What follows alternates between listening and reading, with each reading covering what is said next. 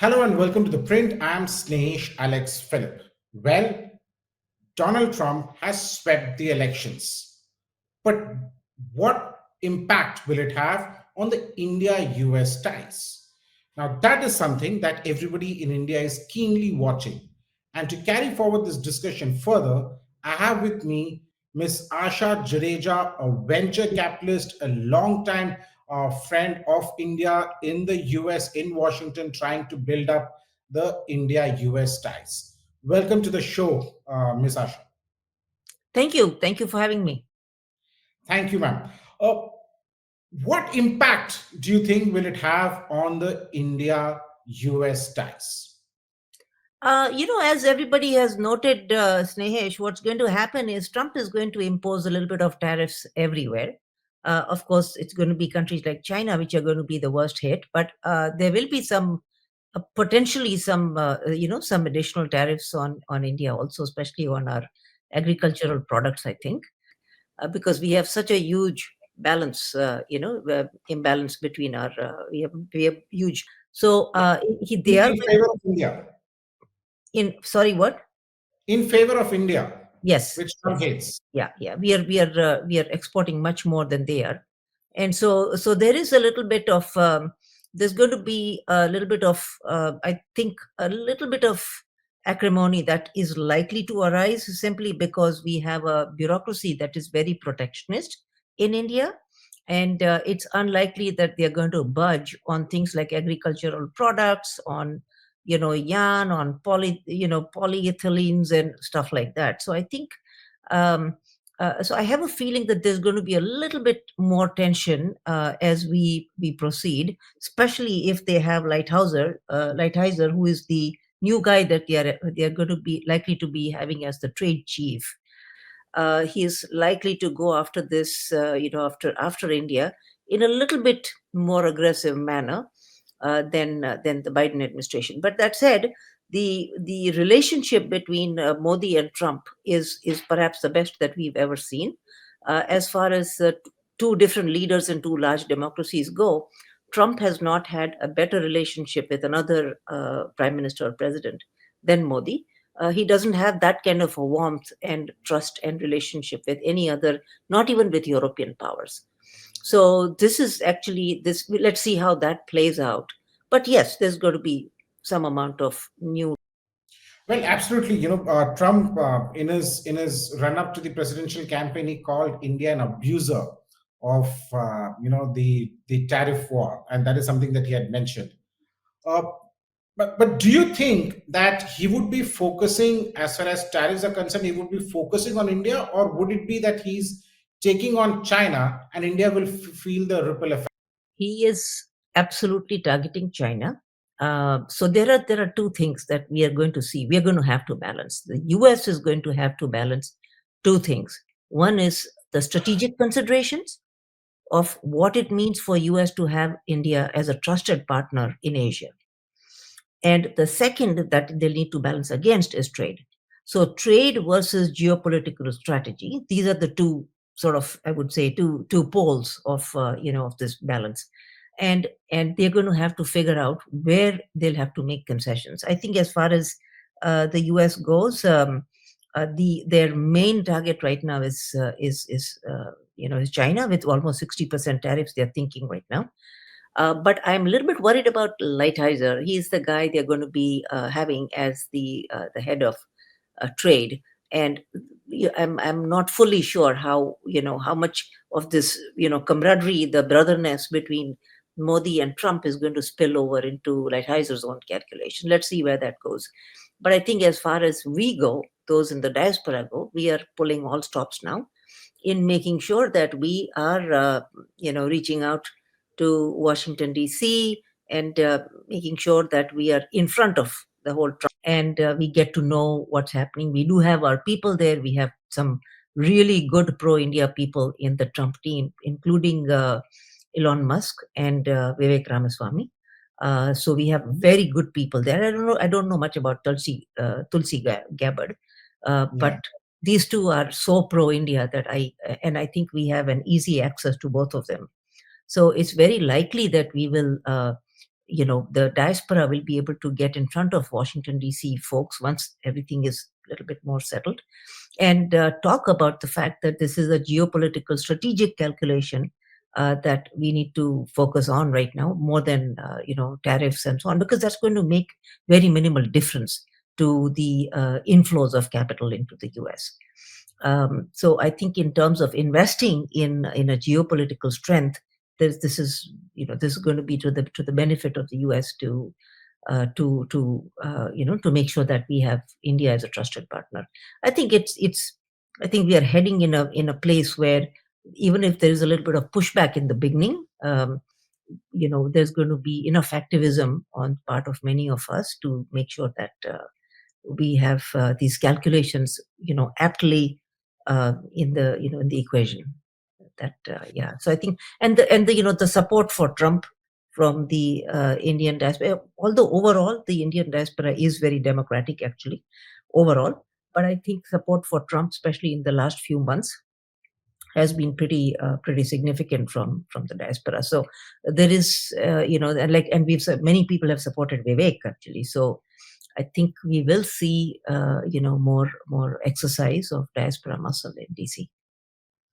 So, if I get you right, what you're saying is that there could be tensions between the India and the Trump administration over trade, but it's not something that we should be overwhelmingly concerned about. It's something that can be tackled given the fact that both Prime Minister Modi and Trump have good equations. We cannot forget the Howdy Modi and the Namaste Trump series earlier. Am I getting you right? You're right about that. I think also the handover from the Biden administration to the Trump administration, as far as India goes, is smooth. It's happening as we speak right now, and the overwhelming bipartisan sense between both teams is that India is too important right now for us to not be having the sort of the strategic calculations take precedence over minor trade calculations. So I don't think that that's going to be a big sticking point. But yes, I do see that there is. I think especially in agricultural produce and stuff like that, I think that we might see a little bit of pushback from Lighthizer. But I'm not too worried. I actually think that the way things are moving right now in Washington D.C., for example, Kurt Campbell, our assistant Deputy Secretary of State, Kurt Campbell and John Feiner are on their way to India right now with a large delegation of people. There's a huge delegation of journalists that's visiting India right now. So there is a lot of back and forth that's especially actually from DC to India is happening very aggressively now, and I think it's driven by the geopolitical strategic calculations of security over anything else right now. As far as companies go, I see constant back and forth between large tech companies, between semiconductors. In fact, I think the right now with Kurt Campbell and John Feiner, there are two companies that are.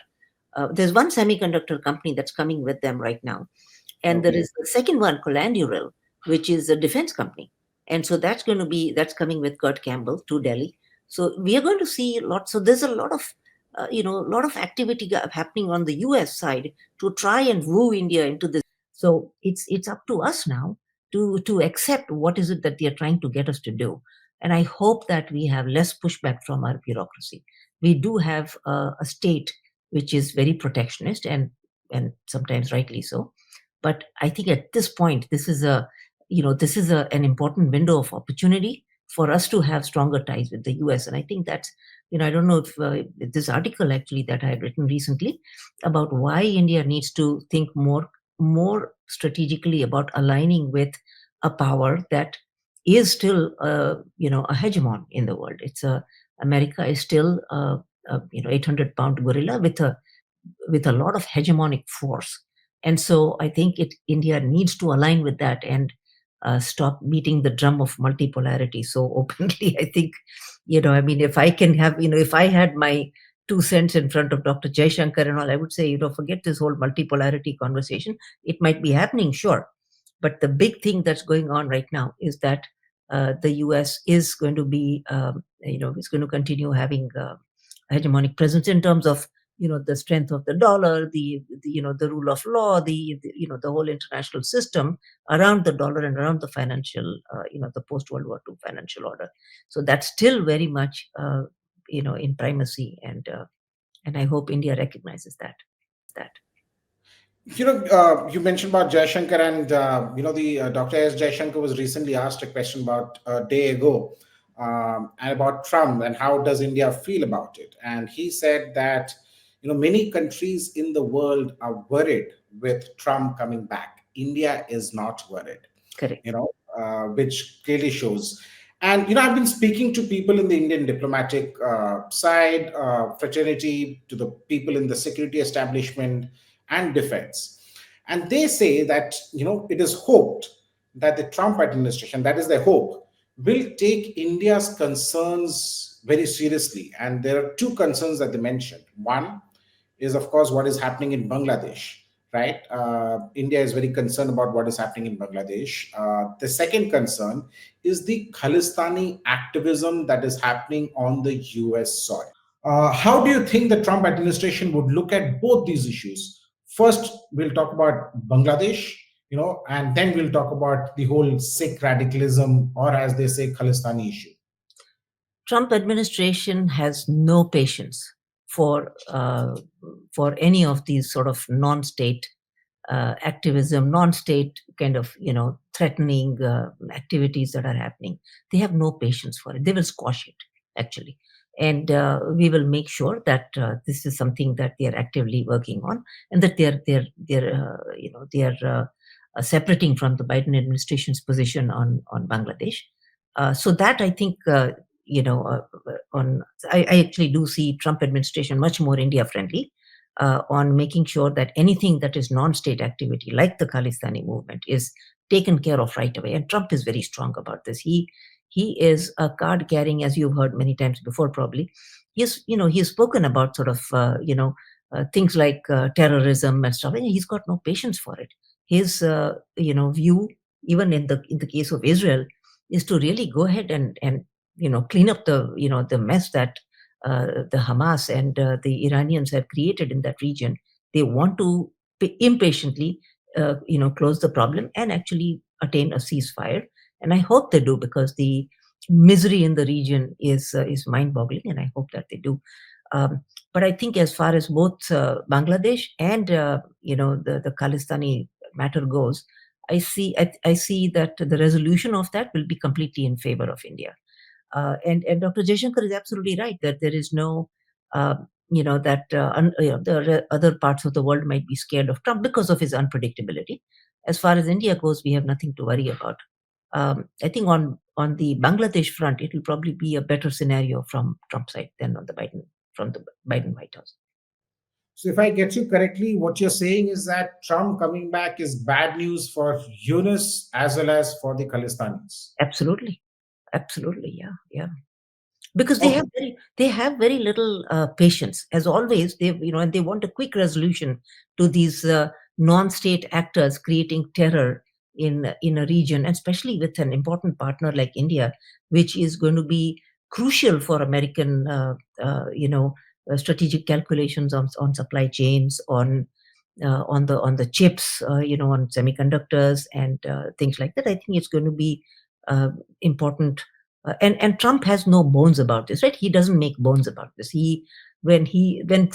Trump, the beauty of Trump, Snehesh, is that he's very nakedly transactional, and he sees India as an extremely important partner that will be strategically important as far as China goes. And so he is likely to do whatever needs to be done at low cost as far as Bangladesh and Khalistan goes. That I'm not worried about. I think, in fact, even on the Pakistan side, I don't know if you remember the tweet that Trump set out Yes. on The the infamous, first, huh? the infamous tweet. The 1st of October. I don't know if Yeah. it was 1st of October 2018, I think. The Yes. On tweet was, Pakistan. yes, that was just just a clear-cut message to Pakistani saying, we are pulling out, we are not giving you a penny more because you have, betrayed us. And Trump has, as you know, has got huge problems with actors that are not loyal to the United States. And he sees all these terror organizations and non-state actors as something to be is a nuisance that to be gotten rid of quickly and efficiently. So, in my view, I think we will see much more of a peaceful, calming reaction to what's happening in Bangladesh. Khalistan, I think, is you guys might see it more as a from India. You might be seeing it more as an issue. In the US, we don't see it as an issue. I mean, how do they matter, right? These are a bunch of ragtag guys. They're poor. Maybe they get a little bit of funding from God knows George Soros or some of those aligned partners, but they are irrelevant in the larger scheme of things. The way the Indian diaspora is gaining strength in every regard, the Khalistanis are just totally irrelevant. But that said, they have created a reputation cost for us in terms of creating this bizarre narrative about India meddling into, or sort of hiring an extra state actor to for sort of hired for for a hired gun for assassination and all. It's a story. It's a smear campaign. Most people know that it's a smear campaign, but they have to make the right noises right now, just because it's no outside actor can come and compromise U.S. sovereignty when it comes to U.S. citizens. But this guy is a thug. I mean, to be honest, I was you talk to anybody in DC, they'll say it will be good riddance to bad rubbish if these guys were left. If they had to leave the country and go back, if they were extradited to India. Okay, fair enough. Well, you have a Justice Department proceedings on in that case, but another interesting country that I wanted to talk to you about was Canada. Hmm. Now, India and Canada ties have seen a huge downfall, and I primarily blame Canada for it. Not just because I'm an Indian, that's why I'm saying it, but the way that the Canadians have handled the whole situation, they could have handled it in a much better way, like the Americans did. But then there's a whole theory that it's not just Canada which is doing it on its own, right? It has to be backed by someone. It's part of the Five Eyes. So there's a feeling that whatever Canada was doing it at the American behest. Now, that's just a feeling. Maybe conspiracy theorists have come out with that. But you also had the Justin Trudeau government very critical of Trump, right? In the run up. And now, what do you think happens to Canada? They seem to be in a kind of a dire situation where they don't know what they really have to do now. Well, first of all, he's on his way out. Is widely unpopular right now, and it's very likely that another right-wing candidate, Poilievre, is likely to come into position of power now. If that happens, I think we are looking at smooth sailing, for India.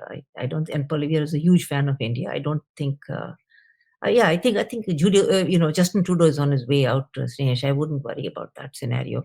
But that said, this is sort of an eye opener that a state like Canada could come up with this kind of information, some data, some digging up of dirt against India, and actually create a narrative and spread rumors and smears and stuff like that. So it's a wake up call for us that this data came from somewhere, and it's Yeah. actually not come from the US. I think if you hear, and I personally actually have spoken to Jake Sullivan, who is a national security advisor here in the US, Yeah.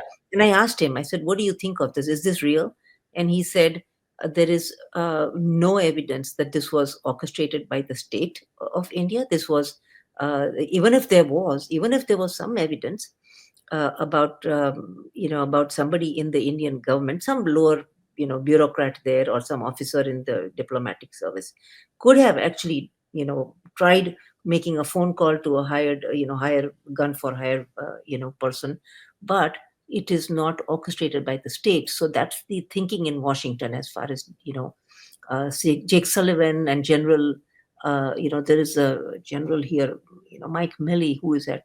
These guys feel that the evidence is almost non-existent. That this was sanctioned by the top. It could have been a rogue actor in the bureaucracy that did it. So Okay. I wouldn't worry about it. Trudeau is on his way out. Perfect. Another country that is very interesting is Russia, Mhm. and of course China too. India has managed to strike some kind of a deal for the line of actual control. Both sides are now trying to bring down the tensions, and the Indians won't say it, the Chinese won't say it, but I have a feeling that the Russians also did play a role in this whole new arrangement between India and China. Now, Putin and Modi also share an excellent relationship, True, right? true. And India continues to be friends with Russia as it is friends with the US, right? In 2018, when India went in for the S-400 air defense systems, at that time Trump administration was there, and they had threatened to impose CARTSA. Eventually, they did not impose. But under Trump 2.0, how do you see this India Russia relationship happening, and what do you think how would Trump look at this? Trump would probably look at it the same way as Biden administration, which is that, look, this is a transactional relationship between India and Russia. India needs the oil, India needs some weapon systems, and it's going to continue buying this from Russia. And it sees this relationship in the context of the Cold War. So it doesn't see it as, this is not a new relationship that India has just come up with. This is an old one, which was partly driven by the US, right? Because US had interest in Afghanistan, Pakistan in those days, 30 years ago. So they don't see it as an Indian initiative in any big way that is likely to impact our relationship, the US-India relationship, but they see it as a transactional arrangement which will benefit India, and it's a country that's growing right now. It is anxious to grow with a population of 1.4 billion. We need the crude, we need the food, we need fertilizer, whatever we are getting from Russia, we need that stuff. So the US sees that in the same way that the Biden administration has seen it. I don't see Trump shifting much more from that. And remember, unlike Biden administration, which has nothing but acrimony with Putin, Yeah. with Russia, Trump is a buddy. I mean, in the sense that he's going to probably be on a phone call with Putin and actually discuss in a civil way how to end the war with Ukraine. So there's a good chemistry between these guys, and I think it's going to play to the benefit of India. I want to ask Well, you actually, Snehesh, how is India reacting to the Trump win? What is your sense there? see, I think Jaishankar was, he spelled out India's stand and what India really feels when he said that India is not worried about Trump's coming back, and he said it with a smile. So of course there was a joy. But traditionally, I've spoken to people here. They feel that uh, any change in the government, any change in the person there as the president doesn't really change India-US relationship drastically, because both sides understand the importance of each other and how they are important for the overall, globally. But they feel, the Indian administration probably feels that it is easier to work with Trump and with a Republican than the Democrats. Is how they would, the ease of doing business or the ease of doing transactions is something Partly, that they. partly, I'll tell you why that I'm guessing right now that the reason Indians might be thinking like that is because, even we in the US don't know who is running the US government right now. Both, see, Biden is completely incapacitated, Yeah. and Kamala has been He seems to have suddenly found a spring in his feet after the loss. I saw his videos and him walking around, and I was like completely puzzled. That's true. Even I saw that. I must have been a pill, But that said, I think we really, the concern right now that most of us have is that we have no idea who's running the show in Washington. In Washington D.C., it's the deep state, it's the bureaucracy that's running the show right now, and it's a scary time. But I think the transition is going smoothly. They are doing a graceful handover of power, of course, given the landslide victory of the Republicans. So uh, these are good times ahead. This is actually a good time, Snehesh, for those of your audiences who are, if the people are watching, this is a very good time for India to be playing an active role in even in making sure that we remove all obstacles to a partnership with the US, so that there is no slowdown on technology partnership, clean energy, on semiconductors and manufacturing. We have to. This is an opportunity. We shouldn't miss it. Absolutely. Thank you so much, Ashaji, for joining here at the print. Once Trump is back in January, we will hopefully have a discussion within a month or two of his taking over on really what Trump is doing and how we can, and then we'll take a call on whether Trump is good news for India. As of now, he seems to be good news for India. At least that's what a large number of Indians would say. Because if Trump was standing for elections in India, I'm telling you, he would have really won the elections. Well, he's very popular across the world, because Yes. yeah. So it's let's see where I don't fully understand it, but I'm still trying to collect the data myself. So, but you're right. We should definitely talk once the Trump team is in place. Absolutely. But thank you so much for joining us at the print and talking to our audience, talking to our viewers, and explaining to us what this Trump coming back, Trump 2.0 will mean for India. Thank you so much.